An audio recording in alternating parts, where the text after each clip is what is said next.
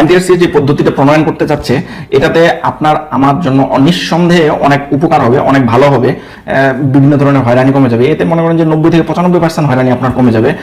তবে এতে একটি জটিলতা বাড়বে। এখন যেভাবে আপনার প্রিলিমিনারিতে আপনার কত 40 পেলে পাস করে ফেলতেছেন প্রিলিমিনারিতে, তখন প্রিলিমিনারি পাস করা একটু সহজ হবে না, একটু টাফ হবে। বিসিএস এ যেভাবে প্রিলিমিনারি পাস করা টাফ, অর্থাৎ একটা কাট মার্ক চলে আসবে। মনে করেন যে তারা 1000 ভ্যাকেন্সির আদলে একটা সার্কুলার দিয়েছে, বা 5000 ভ্যাকেন্সির আদলে 5000 শিক্ষক নিবে, এর আদলে একটা সার্কুলার দিয়েছে। এখন এই সার্কুল 5000 জন্য তো তারা আর 1 লক্ষ টিকাবে না। এখন তারা হয়তো বা প্রিলিমিনারিতে দেখা গেল যে 5000 টিচারের জন্য প্রাইমারিতে যেরকম করছে 30,000 35,000 করে টিকাইছে, এনটিআরসি তো হয়তো বা এরকমই করলো যে এই 5000-এর জন্য 20,000 25,000 বা 30,000 টিকাইলো। এরপরে ওখানে রিটেন পরীক্ষা নিল, রিটেনে দেখা গেল যে আবার ওখান থেকে আপনার 3 গুণ থাকে, তো 5000 জন্য 15,000 টিকাইলো, এবং ভাইভা নিল, ভাইভাতে দেখা গেলো যে 15,000-এর মধ্যে 5,000